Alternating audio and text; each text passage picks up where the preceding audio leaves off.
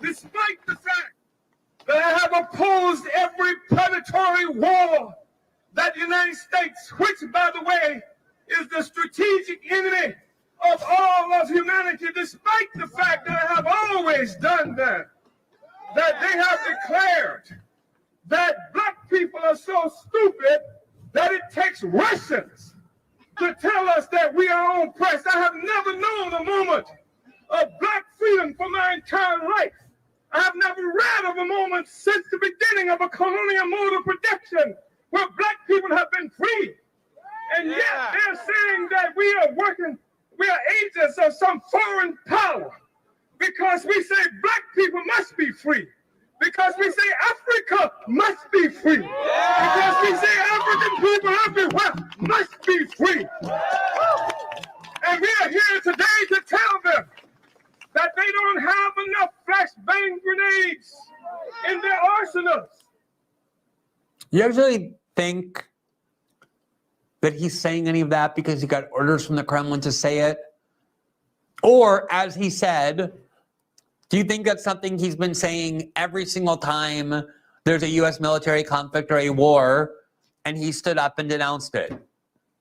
It's so visible. It's so inherently blatant, the idiocy of this indictment. But the fact that it's idiotic doesn't make it less dangerous, because it is designed, and I think they purposely did it in this case against left-wing radicals rather than right-wing ones, to try and ensure that there's very little objection. If they do this on the right, there's a very significant contingent on the right that will stand up and understands the DOJ and the FBI and the U.S. security state harbors a lot of skepticism for them, and they get a lot of pushback now. But when it's on the left, they count on the fact that people on the right won't care, although I think a lot of people on the right will understand the actual precedent being set here and will be disturbed by it and will object. This is an attack, an attempt to criminalize his free speech rights in a way that, even if you have a different ideology, can be used to criminalize yours as well. But they also know that people like this, far leftists, are very unpopular among the vast mainstream liberal left, precisely because he despises the Democratic Party. He's not someone who thinks, oh, I have some disagreements with the Democratic Party, but at the end of the day, they're nice people. I wish they were a little different, but they're closer to me and I'm going to support them. And the Republicans are the really bad ones way over there. He's not a YouTube host who branded himself on burning AOC. He's a true radical. And so people like this aren't widely supported. And I think that's part of what the government is counting on. Now, let's look at just a couple of before we bring Nick on, the indictment. There you see it. Here, it was unsealed today, and you see several of the Russian citizens who are accused to be agents of the Russian government, along with the 4 American citizens, including Amalie Yashvili, whose real name is, I think, Joseph Waller, along with 3 others who belong to similar groups. And the allegations are essentially, let's look at the first 2 paragraphs, and you'll get a good taste of what this does. Quote, from at least as early as October of 2013, Alexandra Viktorovich Onabov worked with officers of the FSB, the Russian Federation, as described in more detail below, to use members. Specifically, he provided financial support to these groups on behalf of the FSB, directed these groups to publish pro-Russian propaganda, as well as other information designed to cause dissension in the United States and to promote secessionist ideologies, coordinated and funded action by these groups within the United States that was designed to further Russian interests, and coordinated coverage of the group's activities in Russian media outlets. Yanubov relayed detailed information about his activities and the activities of these separate groups to his FSB handlers. And if you go through the indictment, as we of course did today, and I'm going to leave those sections out, a lot of them, so I can get Nick on and we can talk to him. What it essentially says is that at most, over the course of 5 or 6 years, these 2 groups got something like a total of, at most, $15,000. It was really, can you send us $500? We want to have this event. The greatest amount was $3,000 for a multi-state tour. And there's not even an allegation, that any of them ever said anything that they did not believe because the Russian government directed them to say it. Not a single allegation. In other words, exactly what the US government says Russia does, China does, Iran does, that makes them so repressive, namely consider people foreign agents simply because they receive funding from a foreign government. Just because of that alone, they are claiming that these people are agents of the Kremlin and therefore had to file these forms. And for failure to file these forms, they are now guilty of major felonies. Now, let me just show you this last this last document before we get to Nick, just so we can get a sense for the just the repulsive hypocrisy on the part of the United States government. As I said, it is not even contestable that the U.S. government funds large numbers of anti-government dissidents and groups in Russia. In fact, the reason Vladimir Putin hated Hillary Clinton is because Hillary Clinton, when she was Secretary of State in Obama's first term, funded through things like the National Endowment of Democracy, which funds Bellingcat, and all kinds of groups around the world that destabilize countries we want to destabilize. She was funding, Hillary Clinton was, protests against Vladimir Putin. So there was disruption and instability on the streets of Moscow funded by Hillary Clinton and the United States government.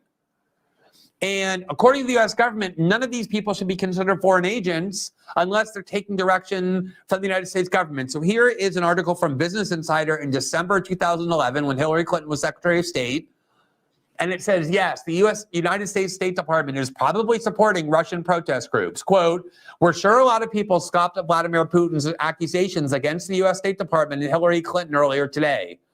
But the article says, quote, however, this evening, a Russian news source, Life News, has announced it is in possession of more than 60 MBs of emails between US agencies and opposition groups in Russia, specifically talking in terms that indicate the U.S. was paying opposition groups that Life News projected themselves as independent. In fact, these are non-revelations. Mark Toner of the U.S. State Department said earlier this week that the U.S. had spent $9 million on financial support and technical training for civil society groups in Russia. And it's certainly arguable that, quote, goalless comes under that category.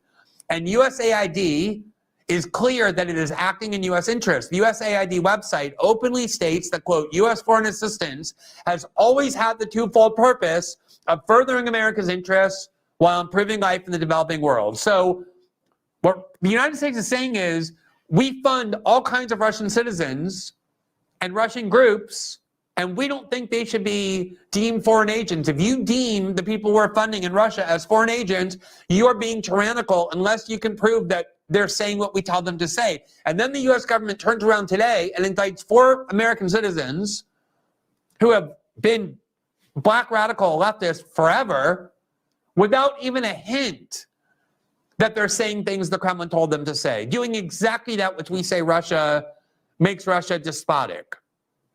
The U.S., and that was $9 million, not $500 and $2,000, as the indictment suggests these American citizens receive. Remember, the U.S. has gone so far, as the Guardian article in 2014 here says, to create an entire fake Twitter, a Cuban Twitter, to stir unrest and undermine the government there. The U.S. government actually created an entire social network to make it look like it was real Twitter, to get Cubans on there and then disseminate messaging designed to destabilize the Cuban government. Part of the Twitter files, which, remember, at first you were supposed to ignore because the U.S. media said was a nothing burger, and now you're supposed to believe it was debunked because a hack at MSNBC, who serves the U.S. security state, Mehdi Hassan, claimed to have found 2 tiny errors in Matt Taibbi's reporting that weren't even errors at all, and now we're supposed to believe the whole thing is debunked. Part of what that showed, the part that was done by my former Intercept colleague Li Fong, who I then had on the show to talk about, was this. This was on December 2022, how Twitter quietly aided the Pentagon's covert online PSYOP campaign. Despite promises to shut down covert state-run propaganda networks, Twitter docs show that the social media giant directly assisted the U.S. military's influence operations. So what the U.S. government does is far beyond anything that these American citizens are alleged to have done. The amounts of money in this case are minute. And what this clearly is about is creating more legal precedent to further the Biden administration's domestic war on terror, whereby they can criminalize dissent on both the left and the right. Essentially, anybody who is anti-establishment, who criticizes U.S. foreign policy, who is skeptical and suspicious of the U.S. security state, all the things that these defendants do and that many people on the right also do as well. So to talk more about this case, I am delighted now to welcome Nick Cruz of the Revolutionary Blackout Network, who has been following this case, who has been talking about it, who has knowledge of some of the groups involved. Nick, it is great to see you. Thank you so much for coming back on our show. We're always happy to have you. Yeah, absolutely. It's always great to be on your show, Glenn. And I'm glad that you're covering this, because this issue is going to expose the people who actually really believe in free speech or not. Because despite what a lot of right-wingers believe, free speech is more than just the ability to say slurs on social media. And this is not a new story. This story started in August of last month when the FBI raided the Uhuru Black Socialist Movement. And I noticed at the time, no one covered it except other Black radicals like myself and our allies. So it's easy to pay attention to the red-blue distraction when it comes to free speech, but are you actually speaking up against the government's enemies? Because these are the people the government considered to be a real threat, not the Nina Turners, not the Jamal Bowmans, not the Cori Bushes.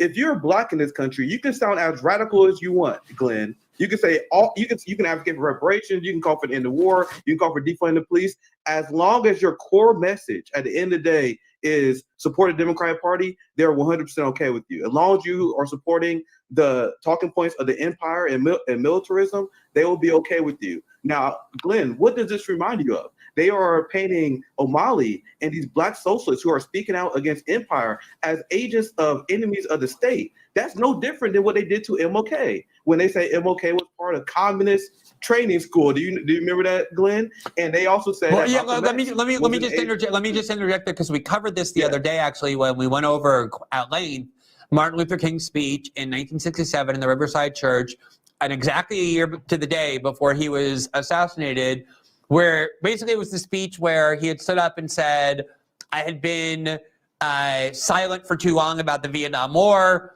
I now realize there's no way to pursue improvement in the lives of people here at home without critiquing the imperialism and the militarism of our government, because they're inextricably linked. And that was when the New York Times, the Washington Post, everyone, all these good liberals who had pretended to support him all along, stood up and said, you've gone too far.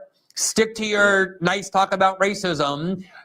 Criticizing the war is something that's going to lose you a lot of support. You also don't know what you're talking about, and you're being reckless and treasonous and irresponsible in your language, because he went too far. He stepped over that line.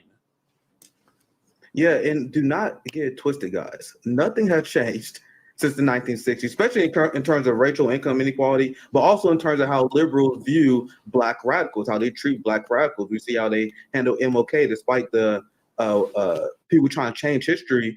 MLK was a deeply despised figure because his willingness to speak out against capitalism and his willingness to speak out against imperialism. You also had Malcolm X, who was smeared as a communist enemy of the state because he had nothing but great things to say about Fidel Castro and Stalin. And these are the kind of things that is completely out of line if you're part of the Democratic Party, if you're a liberal. And this is why Malcolm X described them as foxes. And foxes are more dangerous than the wolf, because what liberals do, they actually cause more damage to the Black to the Black community. When you look at Jim Crow Joe and his crime bill, and when you look at what they do politically, because Glenn, what did they actually accomplish? What they do, they gain political capital by claiming they are going to go after white supremacy, domestic terrorism, and crime. And then after getting that political capital, they then turn the state against Black people, indigenous people, and workers. This is a long-standing tradition of the liberal establishment that actually hurts our communities. They passed and they expanded the Capitol Police under the guise of fighting white supremacy, Glenn. They said they saw January 6th. They said, we're going to get the Trumpers. We're going to get the Donald Trump supporters who are domestic terrorists. You guys want to know what the Capitol Police is spending their time doing? Right after they passed that bill, they was cracking their heads and committing violent acts, tear gassing indigenous people who were protesting pipelines on their lands. So they use the battle against white supremacy to expand the state, then once the state is expanded, who do they go after? They go after the indigenous people. Well, let me just say, I mean, and one of the points I make most often is that if you're on the left, it is important that you step up and object when these precedents are set when aimed at the right, because if you don't, it's going to be too late. That's, of course, true with censorship. It's, of course, true, especially with these kind of domestic powers. But I also think it's important that, if you're on the right, you stand up and object on the left. And I do think once the indictment is out, that gives people more information than, say, like an FBI raid where you're not really sure what's going on. We have a lot more clarity now about what this case actually alleges.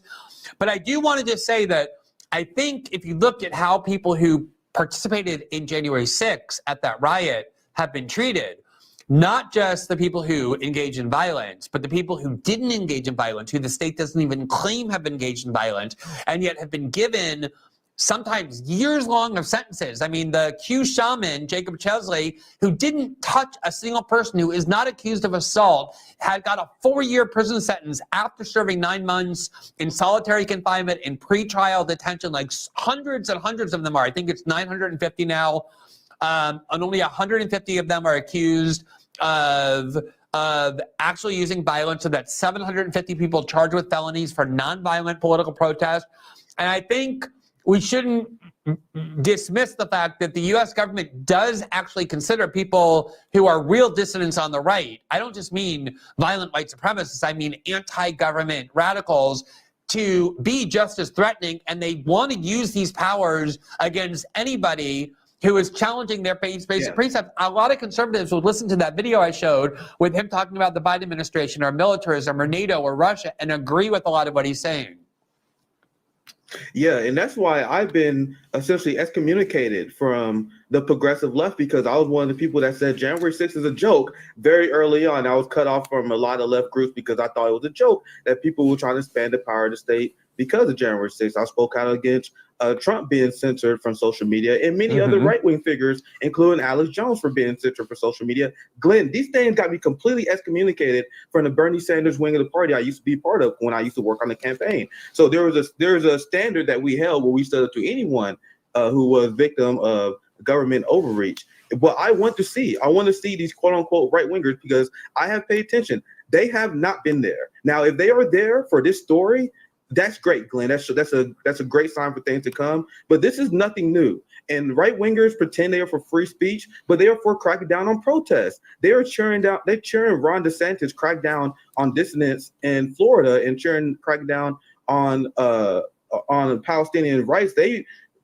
In Florida, Ron DeSantis and many Republicans crack down on BDS laws. So Republicans are front and center on cracking down on free speech, because protest is a part of free speech. And you telling protesters where they can and cannot protest is a crackdown on free speech.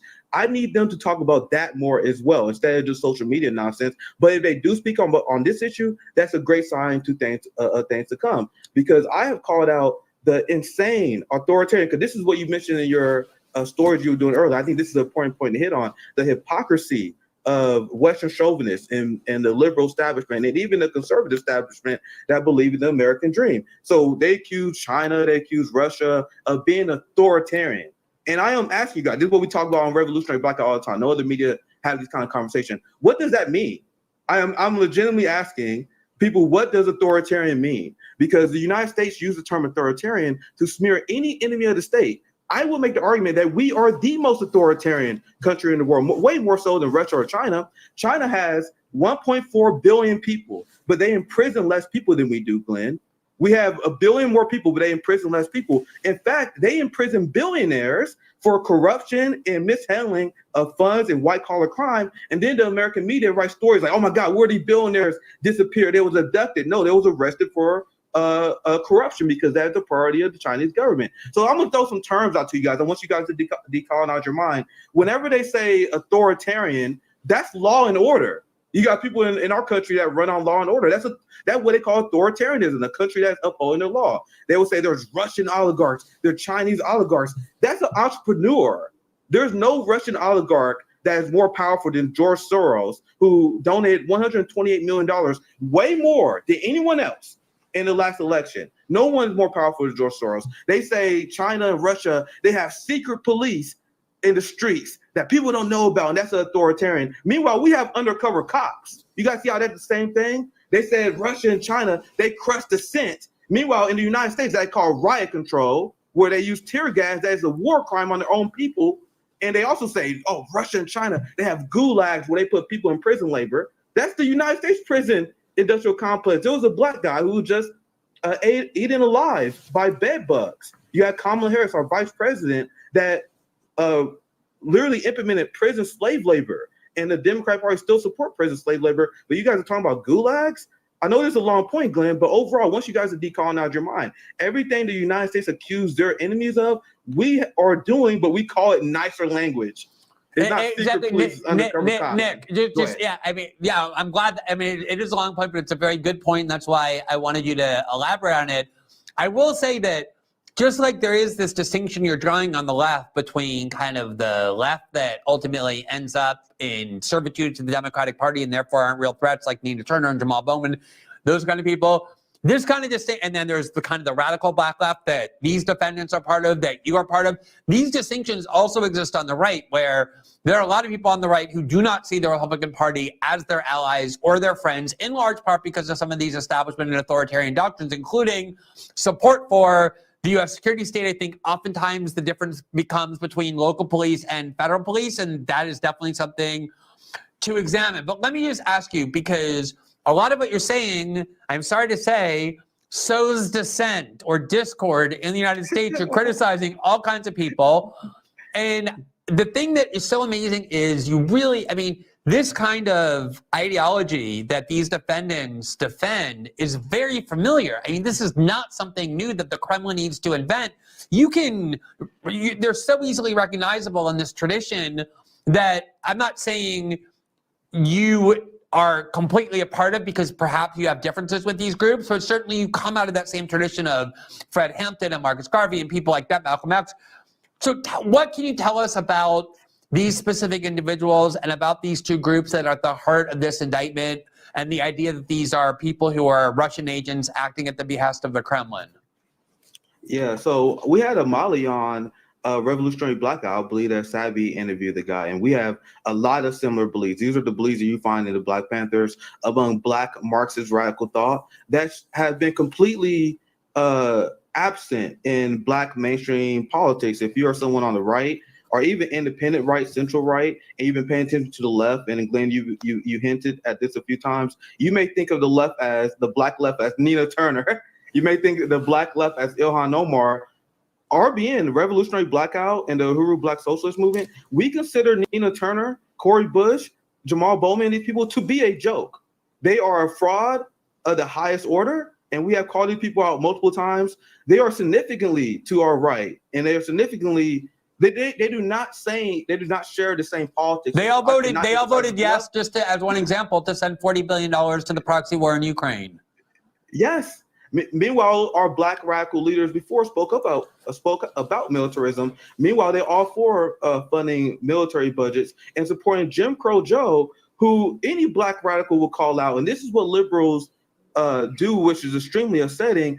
They shut out true Black radical thought. But if you are a standard liberal establishment, military bootlicking Black liberal, they will elevate you. You will become a Jean Pierre. You will be a Lloyd Austin. You will be one of these people that's elevated. They completely erase Black radical thought. And then they create psyops like Russiagate. It was driving me crazy, Glenn, during the 2016 election. And then you had 2020 election where they said, well, Hillary Clinton lost this election because of Russian propaganda. There are a lot of Black people that didn't vote for Hillary Clinton because they fell for Russian propaganda. I was called a Russian propagandist multiple times, even though I use my real picture on Twitter, even though I have a podcast, they still call me some sort of Russian propagandist who were trying to get people to vote against Joe Biden, as if Black people do not have enough reasons to be upset with Jim Crow Joe, to be upset with Hillary Clinton, who destroyed Libya and manufactured consent for the crime bill.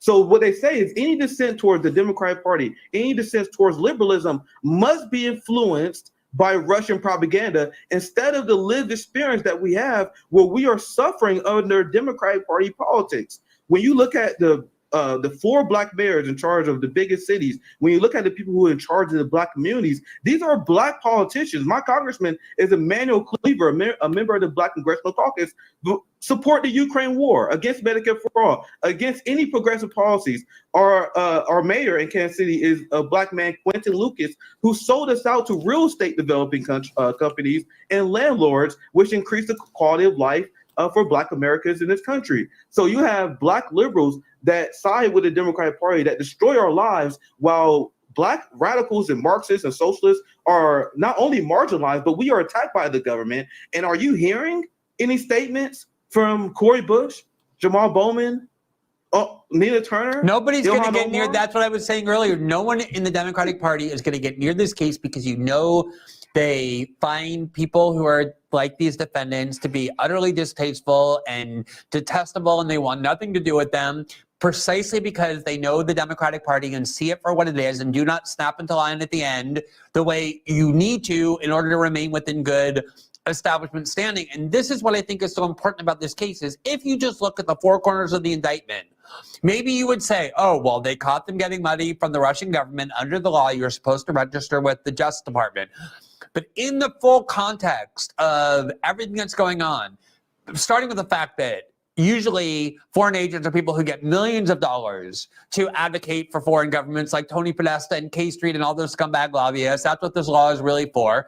But moving on to the more important fact that this is all just a residue from Russiagate, which was about nothing other than criminalizing all dissent to the establishment by accusing everybody, right and left, who is a dissident to establishment orthodoxies of being a Kremlin agent. And it's gone now from rhetorically assaulting people and slandering them in that way, to censoring them from social media on this grounds, to now trying to turn them into felons. And this is why I wanted to have you on, because I wanted people to hear you speak in your organic ideological framework, which could so easily, if you're found to have $10 or $100 in your bank account for an event that you organized that came from the Russian government, which is not a crime, and you didn't file a FAR form, you would be facing 10 years in prison and being turned into a felon, when it's so obvious the motive here is to create a standard to allow them to criminalize dissent, exactly like they're saying that Russia did, exactly what they're saying Russia does, which is turn people into foreign agents simply based on evidence that they got money from a foreign power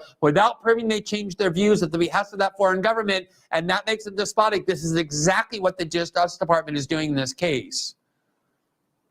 Yeah, and as I explained to people, we only had temporary rights in this country.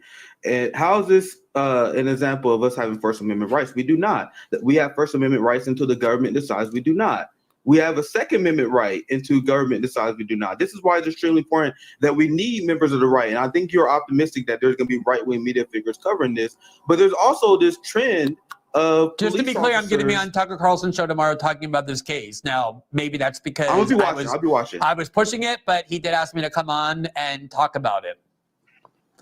Yeah, and I'll be watching. I really hope that Tucker leads the way on this because I have noticed like right-wing populists getting issues regarding civil liberties correct. And this is what I am doing at RBN. We are trying to expand their mind, expand their advocacy for civil liberties beyond the Republican Party. So I support the Second Amendment. I know this may surprise right-wingers because they see liberals and left-wingers as nothing but gun-hating people. But Marxists, we are pro-gun. And one of the biggest problems I have with this country, Glenn, how many videos have you seen where cops in this country just unload bullets on someone because they have a gun? And they said, well, we shot him because he has a gun. He was dangerous. But I thought we have a right to have a gun. So if the cops' reason for shooting someone is not because they committed crimes, Glenn, it's because they were scared and they have a gun, my question is, do we really have Second Amendment rights? Now, this is a problem that the white community haven't faced for a long time, but black people are overly policed, and we've been raided in the Biden administration. Some of the liberals won't talk about it as well. They try to steal the Fourth Amendment rights of many workers, including black people, because they lost in the Supreme Court. I don't know if you followed this, Glenn. They were trying to make it so the police have the power to take the guns of anyone who is charged with a crime, whether they're guilty or not. It was a massive violation of the Second and the Fourth Amendment.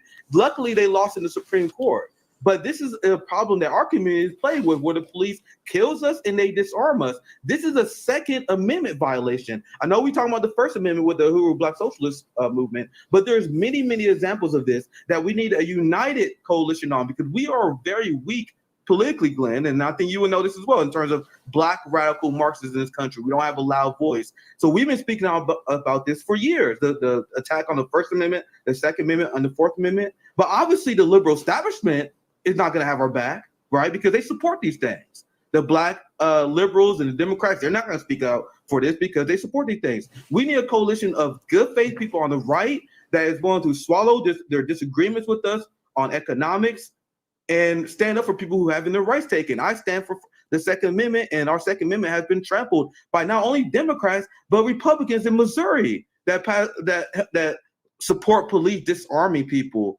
even though they didn't break the law. So I think it's very important for us to be principled and for us to look past the red-blue game and speak up against this, because whether you guys believe it, if you're on the right, there are people like us. There are Revolutionary Blackout. There is O'Malley with the Black Socialist Movement that's calling out the war, that's calling out the Democratic Party's unhinged shift towards the CIA and FBI. I know the Republicans have been running on abolish the FBI, but there is a left constituency here. But we are not the majority, but we do believe most people will like our ideas when they hear it. Exactly. I mean, that's why I love having you on the show, because I want people to see that. And, you know, you came very revved up today. I knew you would. You answered my first question before I even asked it. You were all ready to go as soon as I introduced you. But, you know, I always encourage people who are on the left to seek out the smartest right-wing voices, right-wing populist voices, because I do think there's a lot more in common than people typically realize. And so I really hope people on the right as well will seek out the most independent-minded and most informed voices. That is why I love the Revolutionary Blackout Network. I really do. I've had Sabby on the show before, and Nick. There's more people I intend to have, but I really encourage you to watch. This is the kind of content you hear. You will not agree with everything, but there's a huge amount of opportunity for common ground on some of these most important matters. In this case, although it's aimed at left-wing radicals, could just as easily be weaponized against people on the right who are dissidents as well. And I'm thrilled that you're somebody who's willing to kind of stand up and say, we need to denounce this regardless of who it's aimed at, because that is the only way to stop this kind of stuff, is by embracing the principle involved and then demanding it be enforced regardless of whose name it's being violated in order to criminalize. So I'm thrilled you came on, Nick. I really appreciate it always. You're definitely going to be back on, I hope. And I hope people continue to watch your program on YouTube and your podcast as well. Yeah, Glenn, it's fun. This show is always extremely fun to do. I'll be live on Revolutionary Blackout with Midwestern Marks, and we're going to be talking about the government crackdown on free speech and the Black socialists. And we're going to do some debunking of the Ukraine war like we always do on our channel. So make sure you check us out on Revolutionary Blackout. Thank you for having me on, Glenn. It's always a pleasure, Nick.